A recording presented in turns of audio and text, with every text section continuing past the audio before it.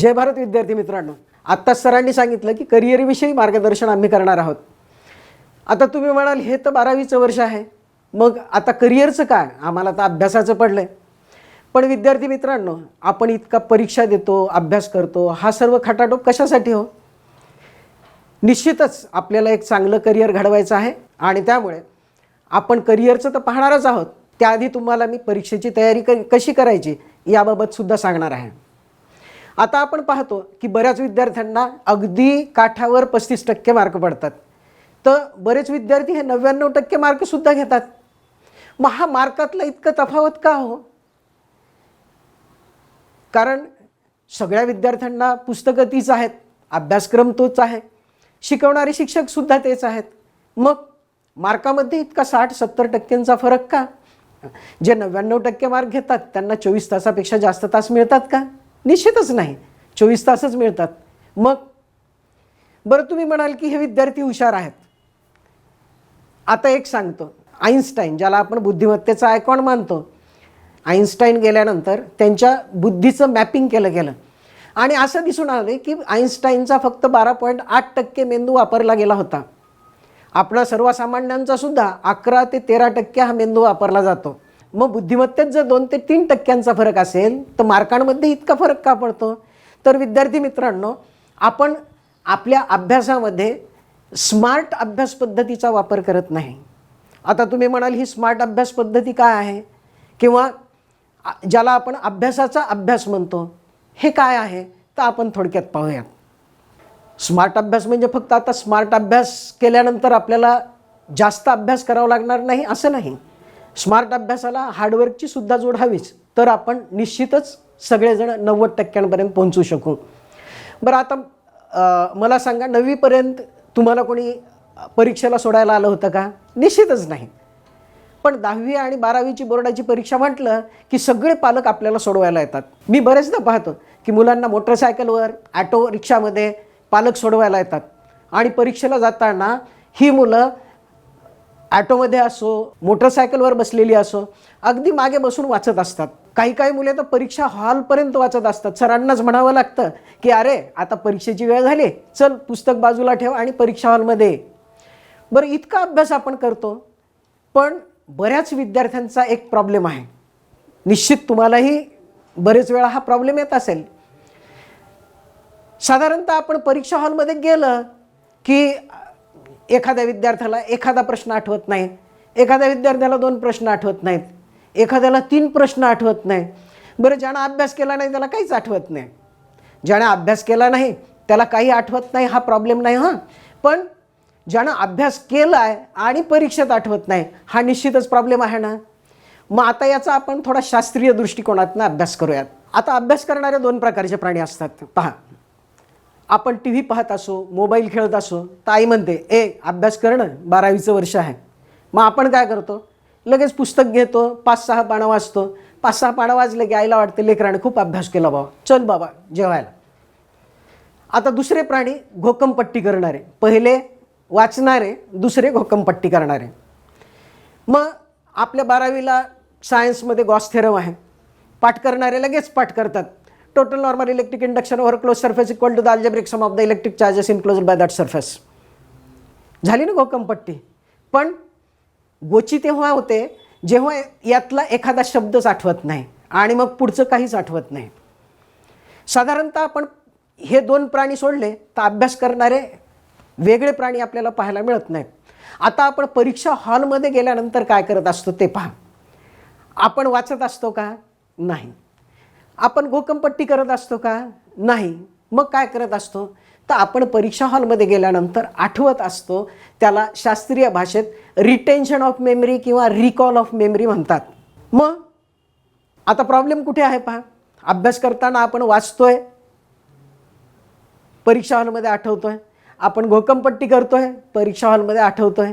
मग आपण आठवण्याचा प्रयत्न कधी करतोय का, किंवा आठवण्याची सवय आपल्या मेंदूला लावतोय का? नाही.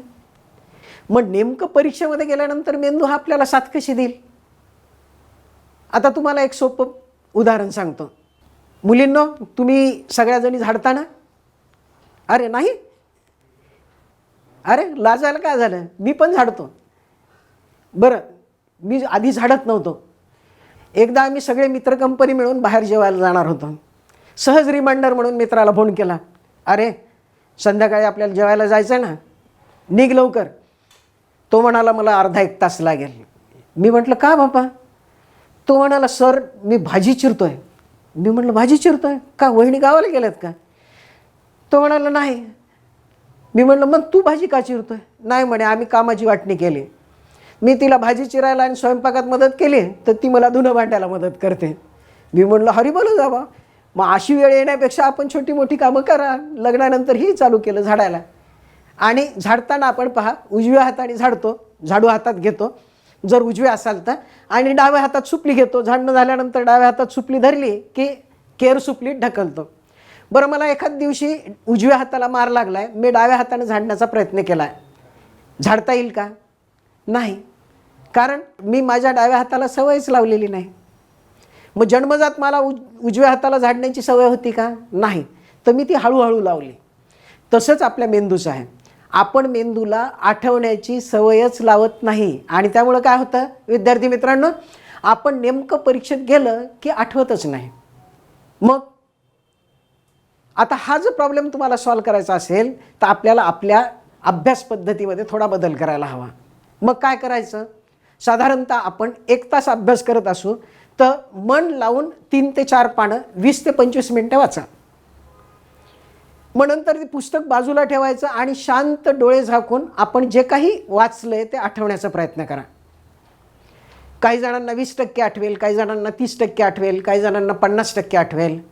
मग मला 50% आठवलं, मग मी काय करणार की परत पुस्तक काढणार आणि जे मला 50% आठवलं नव्हतं ते वाचण्याचा प्रयत्न करेल. याला साधारणतः 15 ते 20 मिनटं लागतील. मग परत पुस्तक बाजूला ठेवायचं आणि जो नंतर 50% न आठवलेला भाग मी वाचला आहे तो परत आठवण्याचा प्रयत्न करायचा. या प्रक्रियेमध्ये आपलं काय होतं, साधारणतः आपण 1 तास अभ्यास करत असू तर 30 ते 35 मिनटं आपण वाचतो आणि 20 ते 25 मिनटं आपण आठवण्याचा प्रयत्न करतो. म्हणजे आपल्या मेंदूला आपण आठवण्याची सवय लावतो.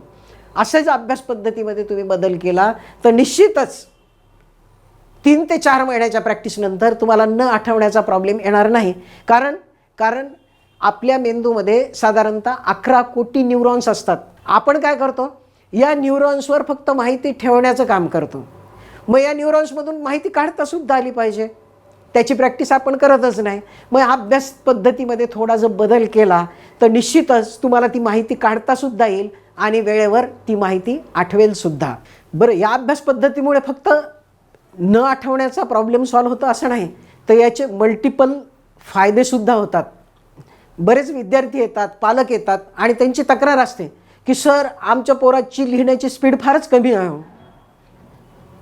मग या प्रॉब्लेमवर NITTTR Bhopal national technical teachers training इन्स्टिट्यूटने एक सर्वे केला की ही पोट्टे लिहित का नाही. मग या सर्वेत असं आढळून आलं की साधारणतः 3 तासाच्या पेपरमध्ये जेव्हा एखादा मुलगा लिहितो त्यावेळेस 5-6 वाक्य लिहिल्यानंतर आठवण्याचा प्रयत्न करतो. थोडा आपण आठवतो, डोकं खाजवतो आणि पॉज घेतो. साधारणतः 7-8 सेकंदाचा हा पॉज असतो.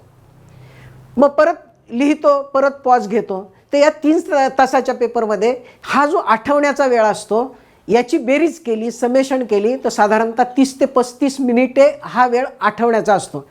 त्यामुळे आपल्याला असं वाटतं की लिहिण्याची स्पीड कमी आहे. लिहिण्याची स्पीड कमी असते का? हो, निश्चितच नाही. आपली आठवण्याची स्पीड कमी असते आणि त्यामुळे आपल्याला असं वाटतं की लिहिण्याची स्पीड कमी आहे. तुम्ही थोडा अभ्यास पद्धतीमध्ये बदल केला तर आठवण्याची स्पीड वाढल्यामुळे निश्चितच लिहिण्याची स्पीडसुद्धा वाढेल. आता अजून एक फायदा सांगतो. साधारणतः आपण पेपर लिहिताना 5 पैकी कोणतेही 3 सोडवा असतील तर वेळ मिळत नाही म्हणून आपण 3च सोडवतो. बरं, 3 पैकी 1 चुकला तर निश्चितच आपल्याला 2चे मार्क मिळणार.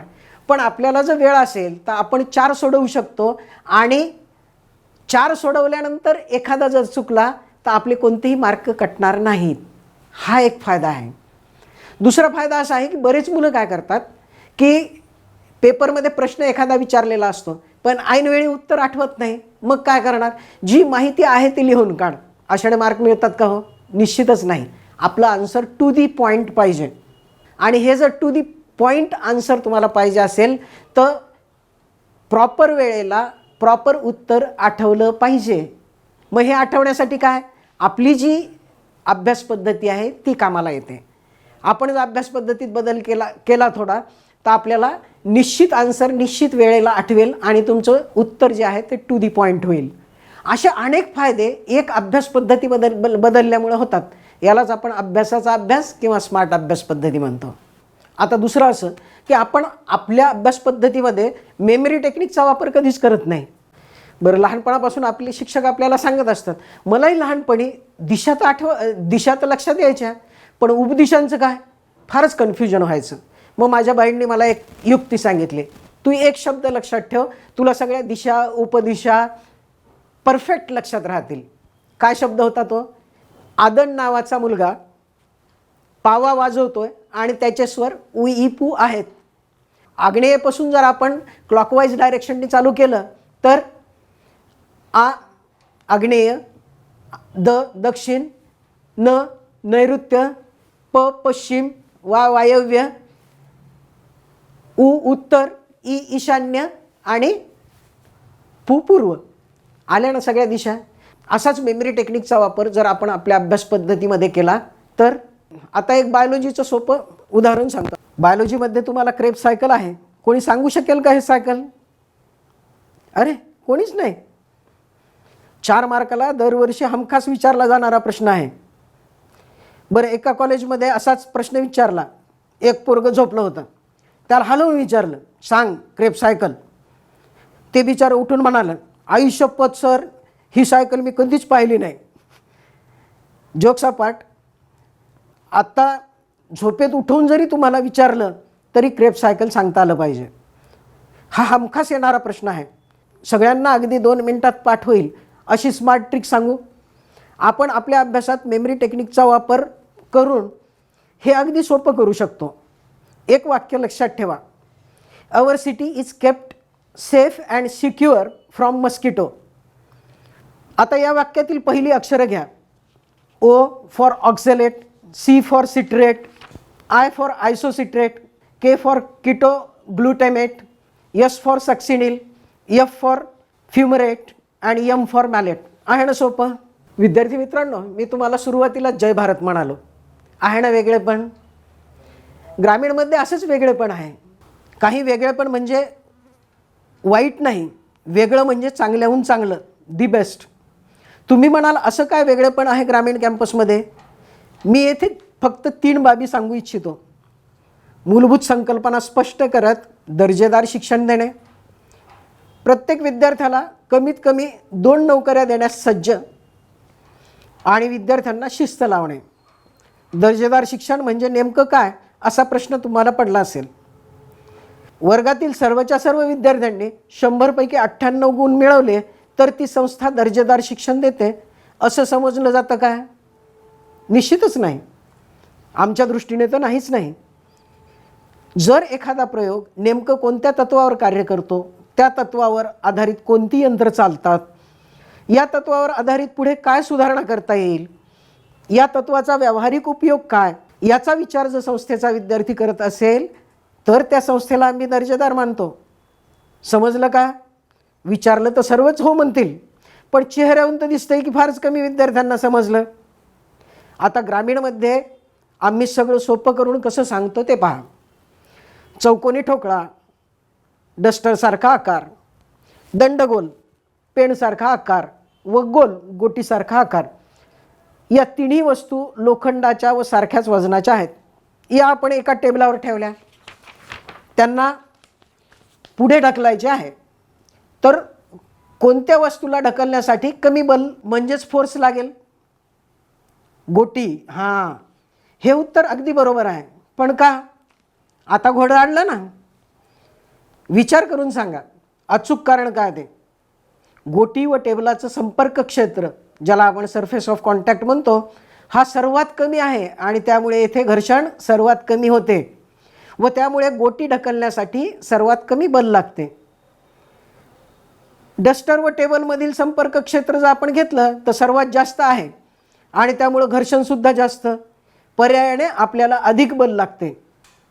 आता याचा उपयोग कुठे होतो?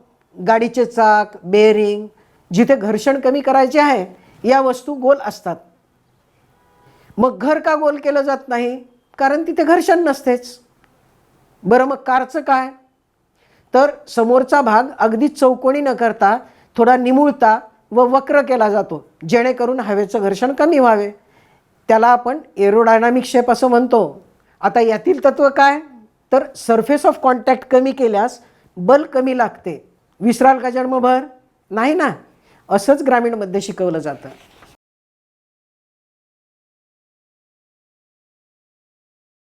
जय भारत विद्यार्थी मित्रांनो, शिक्षण पूर्ण झाल्यानंतर जेव्हा करिअरकडे वळतो तेव्हा ज्ञान, सन्मान, मान, प्रतिष्ठा या सगळ्यांसोबत महत्त्वाचं असतं तो म्हणजे पैसा. कारण ना बाप बडा ना भैया, सबसे बडा रुपैया. आणि रुपये मिळवण्यासाठी दोनच मार्ग असतात, एक म्हणजे नोकरी आणि दुसरा म्हणजे उद्योगधंदा, बिझनेस, व्यवसाय.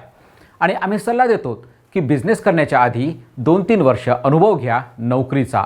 कारण विना अनुभव जर तुम्ही बिझनेस केलात तर त्यामध्ये स्वतःचा आणि आपल्या आईवडिलांचा, नातेवाईकांची इन्व्हेस्टमेंट जी तुम्ही केलेली आहे ती फेल होऊ शकते. कारण आपल्याला अनुभव नसतो आणि अनुभव मिळतो तो नोकरीतूनच. मी थेट नोकरीच करा असं बोलतोय, कारण उद्योगपती होणं हे पती होण्या एवढं सोपं नक्कीच नाही आहे मित्रांनो. यात मोठी स्पर्धा आहे. प्रचंड पैसा तर मिळतोच, पण तो सगळ्यांना नाही, काही ठराविक लोकांनाच मिळतो. म्हणून 2 ते 3 वर्षाच्या अनुभवानंतरच तुम्ही बिझनेसमध्ये यावं. एखादा उद्योग फेल गेला तर आईवडिलांचीच नाही तर अनेक नातेवाईकांची जन्मभराची कमाई यात नष्ट होऊ शकते. नेमकं कुठं चुकलं हेच कळत नाही. म्हणून यात मोठी रिस्क असते. पण जर बिझनेसमध्ये सक्सेस मिळालं तर इंजिनियर आयुष्यभरात जेवढं कमावणार नाही तेवढं अगदी 4-5 वर्षामध्ये बिझनेसमॅन कमवू शकतो. हा विचारसुद्धा आपण करायला हवा. त्यापेक्षा सोपा मार्ग आहे तो म्हणजे नोकरी करणे. शासकीय कर्मचाऱ्यांपेक्षा प्रायव्हेट कंपनीमध्ये काम करणाऱ्या इंजिनियरला पैसा नक्कीच जास्त मिळतो. शासकीय नोकरी म्हणजे सुरुवातीला चांगला पगार, पण वेतनवाढ मात्र नाममात्र. काम केलं काय, निव्वळ झोपा काढल्या काय, पगार आपला सुरळीत चालूच असतो. कंपन्यांमध्ये मात्र सुरुवातीला पगार कमी असतो, पण जर काम चांगलं केलं तर मात्र भरघोस पगार वाढ होत असते. शासकीय नोकरीसाठी तुम्हाला MPSC, UPSC, रेल्वे, बँकिंग असे अनेक प्रकारचे नानाविध कष्ट घ्यावे लागतील. पण एकदा का शासकीय नोकरी मिळाली तर मग तुम्ही शासनाचा फायदा करा अथवा नुकसान, तुमची पगार मात्र नियमित चालू असते. पण प्रायव्हेट कंपन्यांमध्ये मात्र aptitude test, GK, current affairs यावर मात्र वारंवार भर द्यावा लागतो. आणि दुसरं म्हणजे कंपन्यांचं जर आपण 10 लाख रुपयापर्यंतचा फायदा करून देत असोल तर कंपनी आपल्याला 5 ते 6 लाख रुपये नक्कीच देत असते. जर मी कंपनीच्या कोणत्याच कामाचा नसेल तर कंपनी मला दुसऱ्या दिवशी हाकलून देईल. आणि म्हणूनच मी नेहमी सांगतोय की स्किल आत्मसात करा. हाताला स्किल म्हणजेच कौशल्य जेवढं चांगलं, जेवढं जास्त तेवढाच पगार जास्त. कारण कंपनी फक्त स्किलवरच टिकून असते. तुम्ही कंपन्यांचा जेवढा जास्त फायदा करून देणार तेवढीच कंपनी तुम्हाला रिटर्न्स देत राहील. आणि कंपन्यांचा फायदा केवळ तुमच्या कौशल्यांमुळे वाढत असतो. आणि म्हणून तुम्ही शिक्षण घेत असताना हाताला स्किल आणि कौशल्य आत्मसात करणं अत्यंत आवश्यक असते. पण आजकाल झालं आहे काय, अनेक शैक्षणिक संस्था विद्यार्थ्यांना नको ते प्रलोभने आणि आमिष दाखवत असतात. तुम्ही संस्थेत फक्त ॲडमिशन घ्या, नंतर क्लासेस करण्याची गरज नाही, प्रॅक्टिकल करण्याची गरज नाही, परीक्षेमध्ये जरी आलात तरी तुम्हाला शक्य झाल्यास आम्ही कॉप्या पुरवू आणि तुम्हाला डिग्री मिळवून देऊ, अशा अनेक संस्था आहेत. आणि शासकीय सवलती तुम्ही पण घ्या आणि आम्हाला पण घेऊ द्या, नंतर तुम्ही जगा किंवा मरा, आम्हाला त्याच्याशी काही घेणं देणं नाही. कारण तुम्ही जर नियमित कॉलेजला आलात तर आम्हाला शिक्षक नेमावे लागतील, इन्स्ट्रक्टर्स नेमावे लागतील, प्रॅक्टिकलचं साहित्य खरेदी करावं लागेल, प्रॅक्टिकल तुम्हाला शिकवावं लागेल. आणि एवढा सगळं खर्च कशासाठी? तर त्या डिग्रीसाठीच ना. तर ती डिग्री तर तुम्हाला आम्ही अशीही द्यायला तयार आहोत. पण फक्त प्रवेश घेऊन शासकीय सवलती मिळवून तुम्हाला किंवा संस्थेला काय फायदा मिळाला ते तुमचं तुम्ही ठरवा. कारण हाती येते ती फक्त नाममात्र डिग्री, कौशल्य किंवा स्किल तीळ मात्रही नसतं. मग कंपनी तुम्हाला नोकरी देईल का? नक्कीच नाही. आणि दिली तरी ती टिकून राहील का? नक्कीच टिकणार नाही. पण विद्यार्थी मित्रांनो, तुमचे ज्ञान जर 12वीचं आहे आणि हातामध्ये डिग्री आहे तर मात्र काय उपयोग? कोण देईल तुम्हाला नोकरी? म्हणून जर आपल्या आयुष्याची राखरांगोळी करायची नसेल तर ज्या संस्थेत शिक्षक आहेत, ज्या संस्थेत थेरी क्लासेस होतात, ज्या संस्थेत प्रॅक्टिकल होतात, ज्या संस्थेत ॲप्टिट्यूडसारखे क्लासेस होतात, तिथेच आपले ॲडमिशन घ्या. आणि विशेष म्हणजे जिथे प्लेसमेंट देणारी संस्था आहे, नोकऱ्या मिळवून देणारी संस्था आहे, त्याच ठिकाणी प्रवेश घेऊन आपलं करिअर उज्ज्वल घडवा. विद्यार्थी मित्रांनो, कोणत्याही संस्थेत प्रवेश घेण्यापूर्वी कोणत्या बाबींची तुम्ही खात्री करणार आहात? त्या संस्थेमध्ये विषयनिहाय शिक्षक आहेत का? सगळे विषयानुसार प्रॅक्टिकल होतात का? प्रॅक्टिकलसाठीचं लागणारं साहित्य तिथे उपलब्ध आहे का? हे सगळं जरी असलं तरी ॲप्टिट्यूड टेस्टसारखं उपक्रम तिथे राबवले जातात का? सगळ्यात महत्त्वाचं म्हणजे ट्रेनिंग अँड प्लेसमेंट विभाग त्या कॉलेजमध्ये अस्तित्वात आहे का? आणि अस्तित्वात असेल तर ते विद्यार्थ्यांना नोकरी मिळवून देण्यासाठी प्रयत्न करतात का? याची शहानिशा कुठून करणार? तर याची शहानिशा त्या तिथे शिकत असणाऱ्या विद्यार्थ्यांशी चर्चा करा आणि मगच प्रत्यक्ष निर्णय घ्या.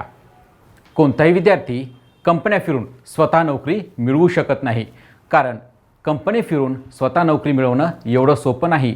2 कंपन्यांमधील अंतर 4 ते 5 किलोमीटर. एका कंपनीमध्ये प्रवेश केल्यानंतर त्याचाही इंटेरियर एरिया 4 ते 5 किलोमीटर.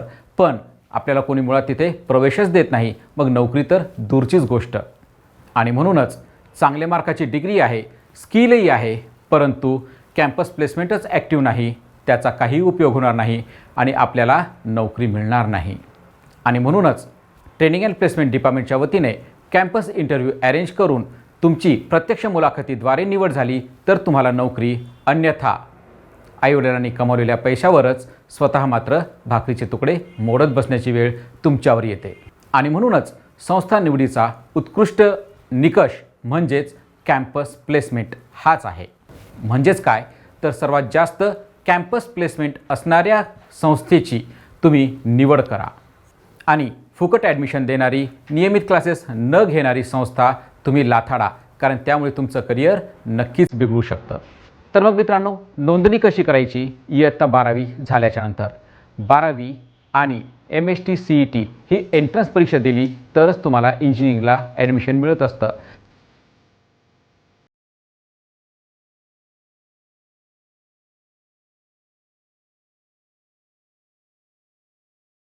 आता पाहूयात मित्रांनो नोंदणी पद्धत. 12वी विज्ञान आणि MST-CET परीक्षा झाल्यानंतर आपली नोंदणी कुठे आणि कशी करावी? फॉर्म भरण्यासाठी प्रत्येक जिल्ह्यामध्ये शासनाच्या वतीने, CET सेलच्या वतीने आणि डायरेक्टरेट ऑफ टेक्निकल एज्युकेशनच्या वतीने सुविधा व माहिती केंद्राची स्थापना केलेली असते. आपल्या नांदेड जिल्ह्याचा केंद्र क्रमांक आहे 2508 आणि हे अस्तित्वात आहे ग्रामीण technical and management campus Vishnupuri Nanded येथे. विद्यार्थ्यांचे नोंदणी अर्ज भरणे, विकल्प फॉर्म भरणे, ऑप्शन फॉर्म भरणे, संस्था निवडणे, शाखा निवडणे, सगळे कागदपत्र वेळेत आणि व्यवस्थित अपलोड करणे, ही सगळी प्रक्रिया त्या माहिती व सुविधा केंद्राच्या मार्फत केली जाते. आणि या सर्व प्रवेश प्रक्रियेमध्ये विद्यार्थ्याचा महत्त्वाचा असतो तो मोबाईल नंबर, कारण रजिस्टर मोबाईल नंबरवर OTP येत असतो आणि त्या OTPचा वापर करूनच पुढील फॉर्म भरला जाऊ शकतो. आणि त्या रजिस्टर मोबाईलवर पासवर्ड येत असतो आणि तो पासवर्ड तुम्ही गोपनीय ठेवायला पाहिजे. तो कुणालाही देऊ नये, अगदी आम्हालासुद्धा तो पासवर्ड देऊ नये.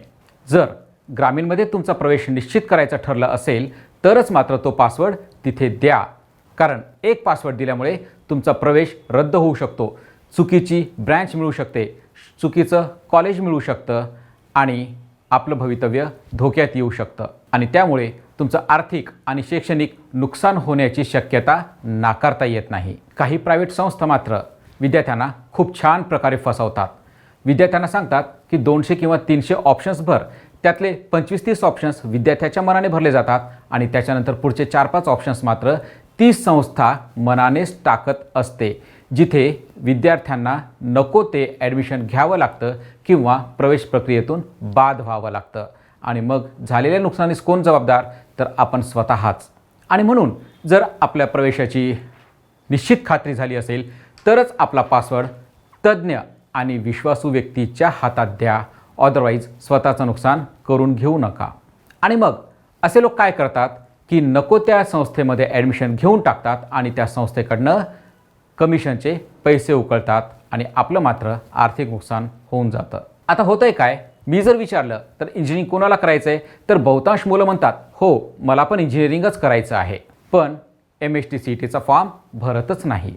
म्हणून ज्यांना वाटतं की आम्हाला इंजिनिअरिंगमध्ये प्रवेश घ्यायचा आहे त्यांनी मात्र आपला संपर्क क्रमांक आमच्या प्रतिनिधींना द्या.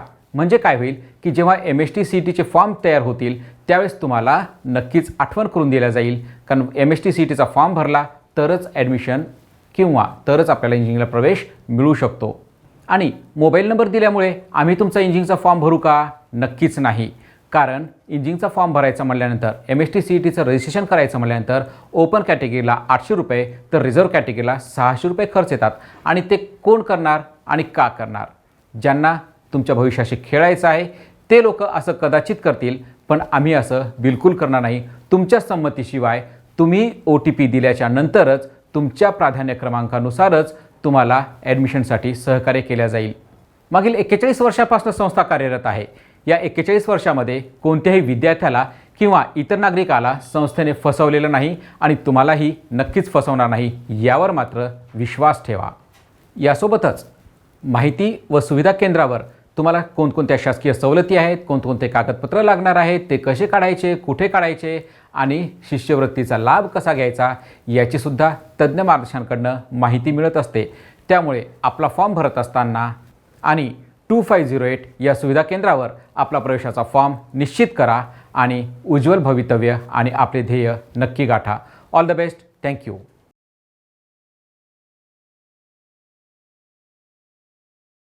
जय भारत विद्यार्थी मित्रांनो. तर आज आपण पाहणार आहोत ग्रामीण टेक्निकल अँड मॅनेजमेंट कॅम्पसमध्ये नेमके असे कोणते कोणते अभ्यासक्रम आहेत जे तुम्हाला 100% नोकरी किंवा उद्योगाची हमी देतात. तर त्यामध्ये आपण पहिलं पाहणार आहोत.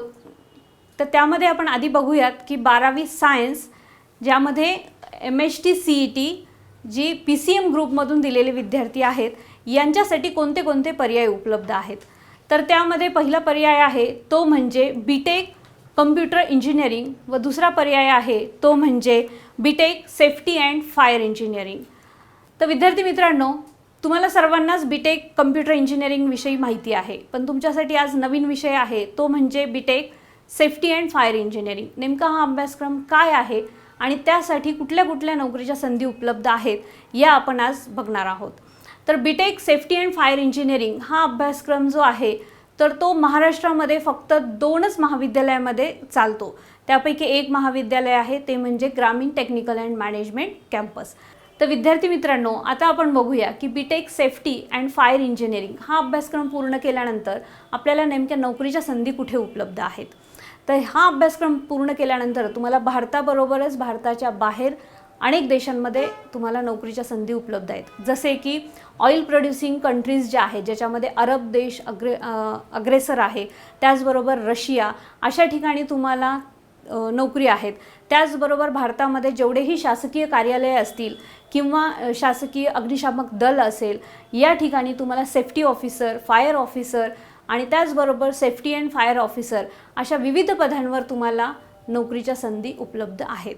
गरज आहे ती फक्त तुम्हाला हा अभ्यासक्रम पूर्ण करून या नोकरीच्या संधीसाठी प्रयत्न करण्याची. आणि गंमत म्हणजे या अभ्यासक्रमाच्या महाराष्ट्रामध्ये फक्त 90 जागा उपलब्ध आहेत आणि त्यातल्या 60 जागा ह्या आपल्या ग्रामीणमध्ये आहेत. तर विद्यार्थी मित्रांनो, तुम्ही नक्की या संधीचा फायदा करून घ्यावा. आज तुम्हाला सांगताना विशेष आनंद होतोय की ग्रामीणच्या BTech सेफ्टी अँड फायर इंजिनिअरिंगच्या विद्यार्थ्यांना, जे विद्यार्थी 7व्या सत्रात शिकत आहेत त्या विद्यार्थ्यांना L&T या कंपनीकडून इनप्लांट ट्रेनिंगसाठी जवळपास 6 लाखाचे पॅकेज मिळाले आहे. ही किती आनंदाची गोष्ट आहे का नाही. तर असं हे पॅकेज तुम्हालाही मिळू शकतं विद्यार्थी मित्रांनो. असं नेमकं काय आहे या अभ्यासक्रमात की ज्याला एवढं पॅकेज मिळते. महत्त्वाचं म्हणजे हा अभ्यासक्रम पूर्ण केल्यानंतर नोकरीच्या संधी अमाप आहेत. जवळजवळ वर्षाला भारतामध्ये 1000 ऑफिसर्सची गरज पडते आणि भारताबाहेर जवळजवळ 15,000 ऑफिसर्सची गरज पडते.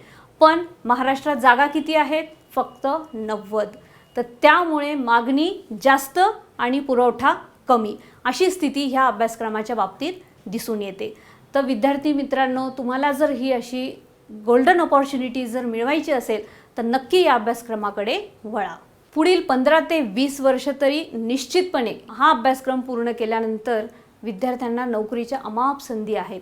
त्यांना अजिबात कुठल्याही प्रकारची स्पर्धा या शाखेमध्ये तरी नाही, एवढं नक्की.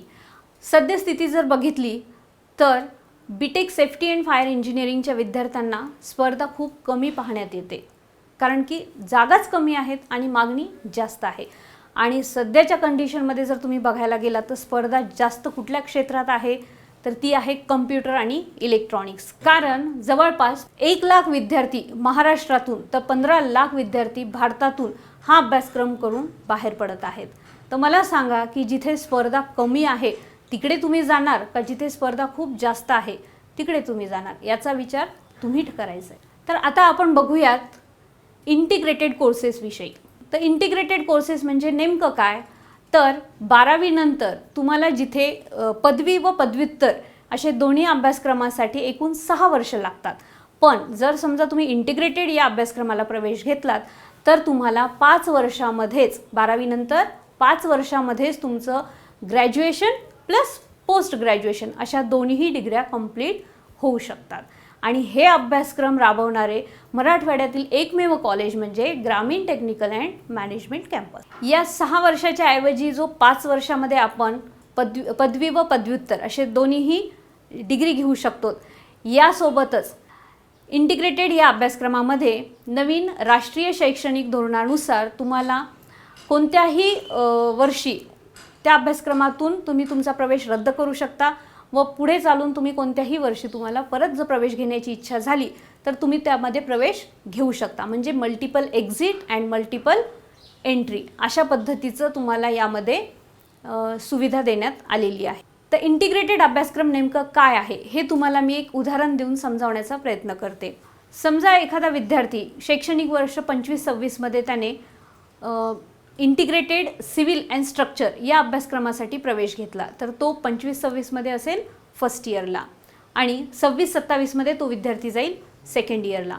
आणि सेकंड इयरला गेल्यानंतर त्या विद्यार्थ्याला वाटलं की मला आता अभ्यासक्रम पुढे कंटिन्यू नाही करायचा आहे आणि मला माझं ॲडमिशन कॅन्सल करायचं आहे किंवा रद्द करायचं आहे, तर मग अशा वेळेला त्या विद्यार्थ्याचं कुठलंही शैक्षणिक नुकसान होणार नाही, कारण त्याला डिप्लोमा इन सिव्हिल इंजिनिअरिंग ही पदविका प्राप्त होईल. आणि नंतर पुढे तो नोकरीला लागला किंवा समजा नोकरी करून करून नंतर तो रिटायर झाला आणि पुढे त्याला शिकण्याची इच्छा निर्माण झाली तर तो विद्यार्थी परत ॲडमिशन घेऊ शकतो. तर त्या विद्यार्थ्याने पुढे कंटिन्यू शिक्षणाचं ठरवलं आणि 27-28ला तो विद्यार्थी जाणार थर्ड इयरला. थर्ड इयरला गेल्यानंतर त्याला वाटलं की नाही, आता मला पुढे शिक्षण कंटिन्यू नाही करायचे आणि मला माझं शिक्षण परत कॅन्सल करायचं असेल, तर अशा वेळेला त्या विद्यार्थ्याला मिळणार advance diploma in civil engineering. आणि परत तोही विद्यार्थी पुढे नोकरी करून काही वर्षानंतर त्याला वाटलं की मला पुन्हा शिक्षण पूर्ण करायचे, तो परत येऊन तो त्याचं ॲडमिशन कंटिन्यू करू शकतो, परत तो ॲडमिशन त्या अभ्यासक्रमाला घेऊ शकतो.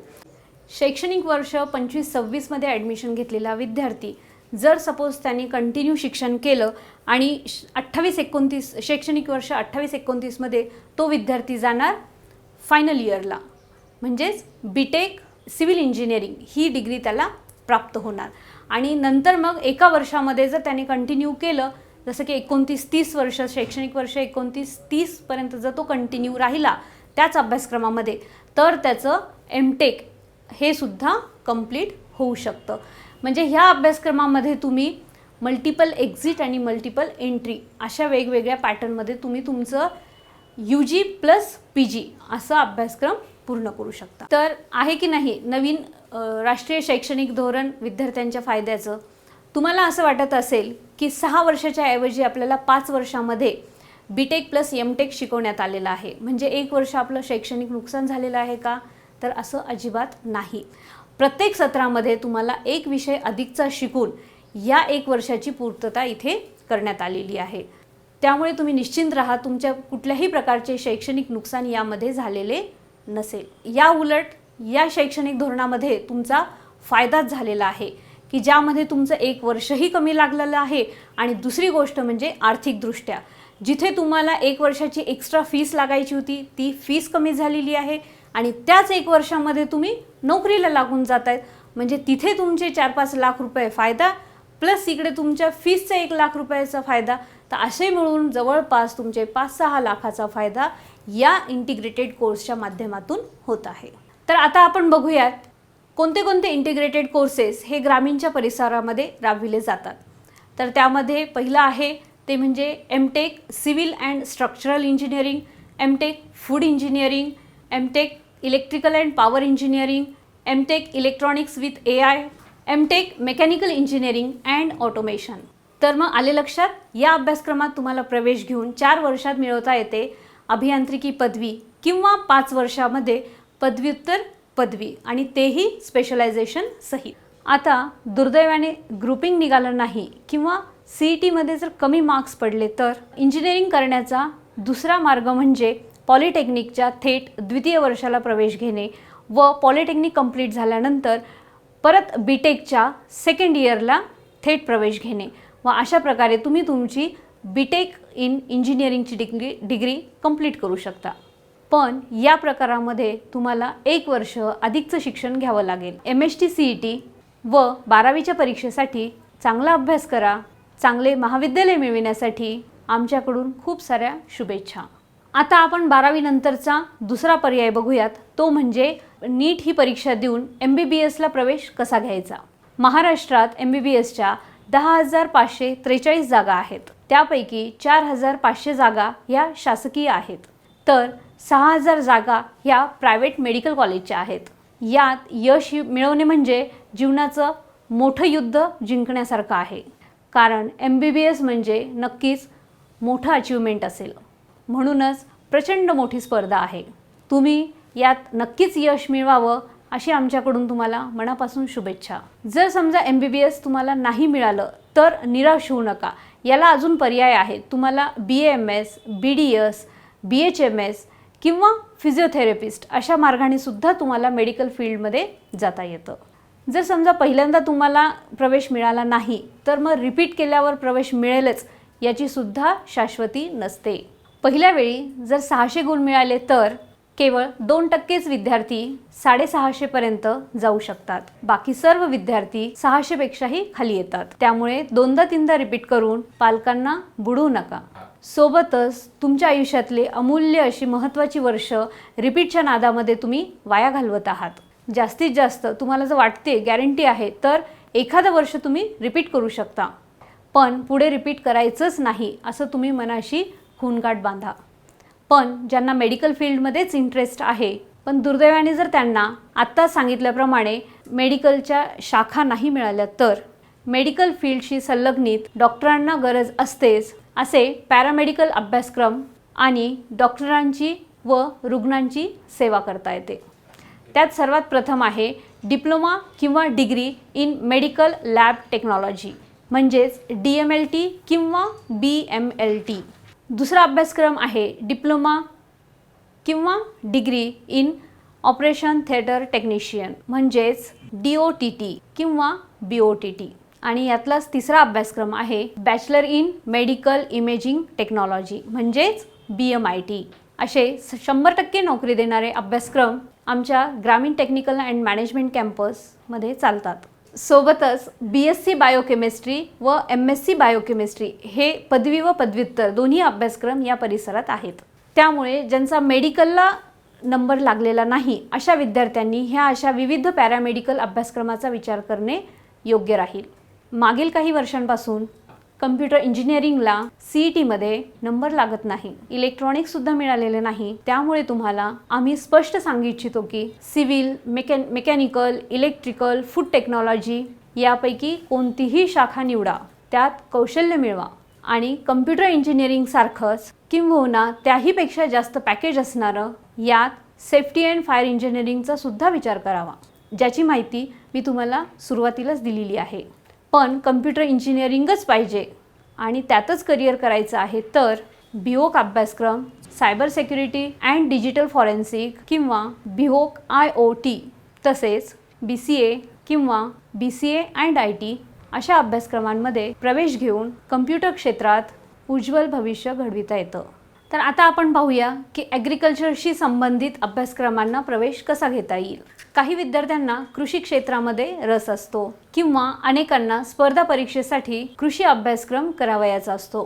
त्यांना BSc ॲग्री किंवा BSc फूड टेक्नॉलॉजी किंवा BSc ॲग्री इंजिनिअरिंग अशा अभ्यासक्रमामध्ये प्रवेश घेता येतो. ते आहे ग्रामीण शिक्षण प्रसारक मंडळाच्या नेहरूनगर नागलगाव येथे फॉरेस्ट्री, मायक्रोबायोलॉजी या विषयात सुद्धा 4 वर्षाच्या BSc अभ्यासक्रमामध्ये प्रवेश घेऊन ॲग्रिकल्चरचे स्वप्न पूर्ण करता येऊ शकते. BTech food technology, BTech biotechnology या अभ्यासक्रमाच्या प्रवेशासाठी MST CET, PCB किंवा PCM हे दोन्हीही चालतात. त्यापैकी बीटेक फूड टेक्नॉलॉजी हे आपल्या ग्रामीणच्या कॅम्पसमध्ये आहे. ज्यांनी CET दिली नाही अशा विद्यार्थ्यांसाठी BSc फूड सायन्स हा स्वामी रामानंद तीर्थ मराठवाडा विद्यापीठाशी संलग्नित 4 वर्षाचा अभ्यासक्रम सुद्धा चालतो. आता आपण वळूया की जे विद्यार्थी 12वी आर्ट्स, कॉमर्स या शाखेतून पास झालेले आहेत त्यांच्यासाठी अजून कुठले पर्याय आहेत. तर 12वी आर्ट्स, कॉमर्स, MCVC, बायफोकल या शाखेतून पास झालेल्या विद्यार्थ्यांना हॉटेल मॅनेजमेंटसारखा एक पर्याय उपलब्ध आहे. प्रथमतः लक्षात घ्या, हॉटेल मॅनेजमेंटचा विद्यार्थी म्हणजे वेटर नाही. आपल्या समाजामध्ये बऱ्याचशा विद्यार्थ्यांना आणि पालकांना असा गैरसमज आहे की हॉटेल मॅनेजमेंट केल्यानंतर कुठेतरी आपल्याला वेटर म्हणून किंवा स्वयंपाकी आचारी म्हणून काम करावे लागेल. तर या उलट मी आज तुम्हाला इथे सांगू इच्छिते की भारतात व भारताबाहेर 5 स्टार, 7 स्टार अशा मोठमोठ्या स्टार ग्रेड हॉटेल्समध्ये तुम्हाला विविध पदांवर नोकऱ्या असतात आणि ही नोकरी लागल्यानंतर एखाद्या कम्प्युटर इंजिनियरपेक्षा सुद्धा जास्त पगाराच्या नोकरीवर तुम्ही काम करू शकता. तुम्हाला माहिती आहे का, एखादा जर विद्यार्थी हॉटेल मॅनेजमेंट झाल्यानंतर हॉटेलमध्ये जर काम करत असेल तर त्या हॉटेलकडून त्या विद्यार्थ्याला राहण्याची, त्याचबरोबर जेवणाची व जेवढेही मेडिकल फॅसिलिटीज असतात या सर्वांची सुविधा त्याला मोफत असते. याशिवायच तुम्हाला हॉटेलचा युनिफॉर्म असेल किंवा वायफायची सुविधा असेल, अशा विविध सुविधा तुम्हाला मोफत दिल्या जातात. पगार तर चांगला असतोच, तसेच मोठमोठ्या हॉटेल्समध्ये बरेचसे गेस्ट टिप देतात. तर ह्या टिपच्या माध्यमातूनच प्रत्येक विद्यार्थ्याला नाही म्हटलं तरी 10 ते 15 हजार रुपये पगाराच्या व्यतिरिक्त इन्कम मिळतं.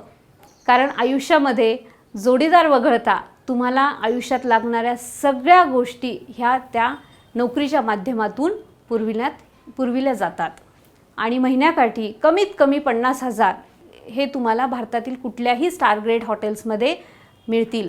तर परदेशामध्ये तुम्हाला लाखाच्या वर पगारी सहज मिळू शकतात आणि खर्च तर काहीच नाही, कारण यापूर्वी सांगितल्याप्रमाणे तुम्हाला सर्व सुविधा या त्या हॉटेल्सकडून फ्री दिल्या जातात. त्याच्यामुळे जीही तुमची इन्कम असेल ती फक्त आणि फक्त सेविंग. तर आता आपण पाहूयात की हॉटेल मॅनेजमेंटचे नेमके कोणते कोणते अभ्यासक्रम हे ग्रामीणमध्ये राबविले जातात. त्यातला एक अभ्यासक्रम आहे तो म्हणजे BHMCT means bachelor in hotel management and catering technology. हा 4 वर्षाचा अभ्यासक्रम आहे आणि ह्या अभ्यासक्रमासाठी प्रवेश घेण्यासाठी विद्यार्थ्यांना MAH BHMCT CET ही प्रवेश परीक्षा देणे आवश्यक आहे. या अभ्यासक्रमास प्रवेश घेण्यासाठी विद्यार्थी 12वी arts, commerce, science, MCVC, bifocal असं कोणत्याही शाखेतून उत्तीर्ण होणे आवश्यक आहे. तर पुढील अभ्यासक्रम आहे तो म्हणजे पदविका अभ्यासक्रम DHMCT म्हणजे diploma in hotel management and catering technology. ही पदविका MSBT म्हणजे Maharashtra state board of technical education Mumbai यांच्यामार्फत राबविली जाते. तसेच तिसरा अभ्यासक्रम आहे तो म्हणजे BSc हॉस्पिटॅलिटी स्टडीज. हा अभ्यासक्रम स्वामी रामानंद तीर्थ मराठवाडा विद्यापीठ नांदेड या युनिव्हर्सिटीशी संलग्नित आहे. हा अभ्यासक्रम 4 वर्षाचा असून या अभ्यासक्रमाला कुठल्याही प्रकारच्या CETची आवश्यकता तुम्हाला लागणार नाही. या तिन्ही अभ्यासक्रमामध्ये तुम्हाला कंपल्सरी इंडस्ट्रियल ट्रेनिंग देण्यात येते. ही ट्रेनिंग तुम्हाला भारतात किंवा भारताबाहेरील स्टार ग्रेड हॉटेल्समध्ये दिली जाते, ज्या दरम्यान तुम्हाला चांगल्या प्रकारचे स्टायफन त्या हॉटेलमार्फत दिलं जातं. त्याचबरोबर राहण्याची, जेवणाची सोयसुद्धा तुम्हाला त्या हॉटेलकडून केली जाते. हा अभ्यासक्रम पूर्णतः प्रॅक्टिकलवर आधारित आहे. एवढ्या सगळ्या प्रकारचे अभ्यासक्रम आपण पाहिलेत, पण स्पर्धा परीक्षेमध्ये यश मिळविण्यासारखे यश नसते. असे वाटणारे अनेक महाभाग आपल्याकडे आहेत. असे कोणते अभ्यासक्रम आपल्या संस्थेत आहेत का असं जर विचारलं तर मित्रांनो, सर्वाधिक शासकीय नोकऱ्या आणि गलेलठ्ठ पगार देणारे फायनान्स क्षेत्र म्हणजेच बँकिंग अँड फायनान्शियल सर्व्हिसेस हा अत्यंत महत्त्वाकांक्षी अभ्यासक्रम ग्रामीण टेक्निकल अँड मॅनेजमेंट कॅम्पसमध्ये आहे. 12वी नंतर विद्यार्थी ग्रॅज्युएशन करतात व त्यानंतर स्पर्धा परीक्षेकडे वळतात. जर ग्रॅज्युएशनसाठीचा अभ्यासक्रम स्पर्धा परीक्षेवरच आधारित असेल तर किती सोपं होईल. अगदी हाच विचार करून RBI SBI साठी बँक प्रोबेशनरी ऑफिसर निवडीचा जशाचा तसा अभ्यासक्रम या कोर्समध्ये ठेवला आहे.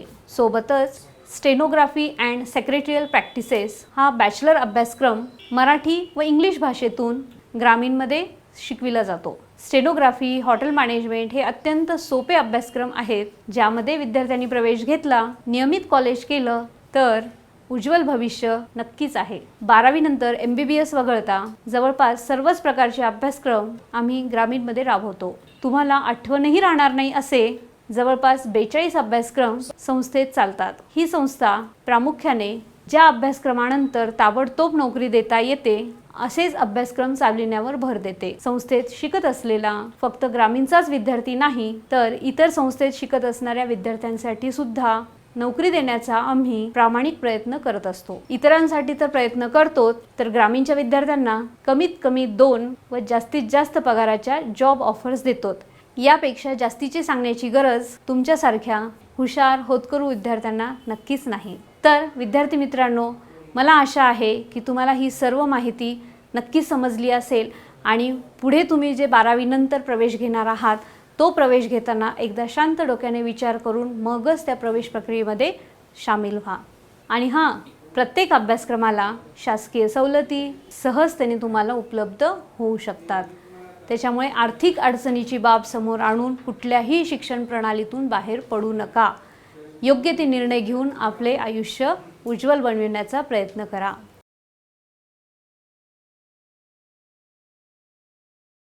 विद्यार्थी मित्रांनो, ग्रामीणमध्ये शिक्षण घेत असताना BHMCT असू द्यात का BTech असू द्यात, MTech असू द्यात, कोणती पदवी घेत असाल तर त्या केसमध्ये विद्यार्थ्यांना शासनाच्या वतीने अनेकच शैक्षणिक सवलती व आर्थिक सुविधा आहेत, ज्यामुळे सर्वसामान्य कुटुंबातील विद्यार्थ्यांनासुद्धा ग्रामीणमध्ये शिक्षण घेणं अगदी सोपं आणि सहज होऊ शकतं. पहा त्या सुविधा कशा पद्धतीने आहेत. अनुसूचित जाती म्हणजेच SC विद्यार्थ्यांना आणि अनुसूचित जमाती म्हणजेच STच्या विद्यार्थ्यांना शैक्षणिक शुल्क 0 रुपये लागते आणि विद्यार्थ्यांना वार्षिक शुल्क जे आहे ते फक्त 200 रुपये लागतात. शिवाय त्यांना डॉक्टर बाबासाहेब आंबेडकर स्वाधार योजनेअंतर्गत 51,000 रुपये SCच्या विद्यार्थ्यांना तर पंडित दीनदयाल उपाध्याय स्वयं योजनेअंतर्गत STच्या विद्यार्थ्यांना साधारणतः 51,000 रुपये परत मिळू शकतात.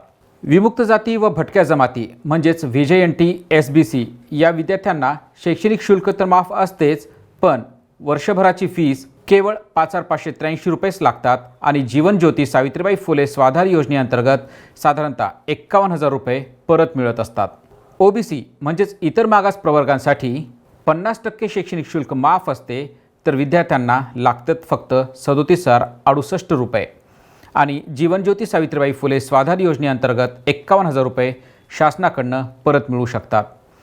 आर्थिकदृष्ट्या विशेष मागास विद्यार्थ्यांना म्हणजेच EBC किंवा SCBC या विद्यार्थ्यांना 50% शैक्षणिक शुल्क फीस माफ असते, तर डॉक्टर पंजाबराव देशमुख निर्वाह भत्ता अंतर्गत 30,000 रुपये शासनाकडनं मिळतात. अल्पसंख्याक योजना या योजनेअंतर्गत मायनॉरिटी प्रवर्गात असणाऱ्या विद्यार्थ्यांना 17,500 रुपयेच फक्त फीस लागत असते, तर साधारणतः 50,000 रुपये शासनाकडनं दरवर्षी परत येत असतात. राजर्षी शाहू महाराज छत्रपती शिष्यवृत्ती योजना ही ओपन SCBC आणि EBC या विद्यार्थ्यांना लागू शकते. भारत सरकार शिष्यवृत्ती व फ्रीशिप योजनेअंतर्गत OBC प्रवर्गाच्या मुलींना शिक्षण शुल्क 0 रुपये लागतात, तर शैक्षणिक शुल्क जे आहे ते 6,635 रुपयेच लागतात. शिवाय जीवनज्योती सावित्रीबाई फुले स्वाधार योजनेअंतर्गत 51,000 रुपये दरवर्षी शासन देत असतं. हे सगळं शासन तुम्हाला का देते बरं? विद्यार्थ्यांनी तंत्रशिक्षणाकडे धाव घ्यावी, त्यासाठी लागणारी आर्थिक पिळवणूक होऊ नये म्हणून शासन करते हे सगळं तुमच्यासाठी. कारण महाराष्ट्र शासनाचं ब्रीदवाक्यच आहे राष्ट्रोद्धाराय तंत्रशिक्षणम, म्हणजे राष्ट्राचा जर उद्धार करायचा असेल तर विद्यार्थ्यांनी तंत्रशिक्षण घ्यायला पाहिजे. तुमच्या उज्ज्वल भवितव्यासाठी आमच्या मनपूर्वक शुभेच्छा. All the best. थँक्यू.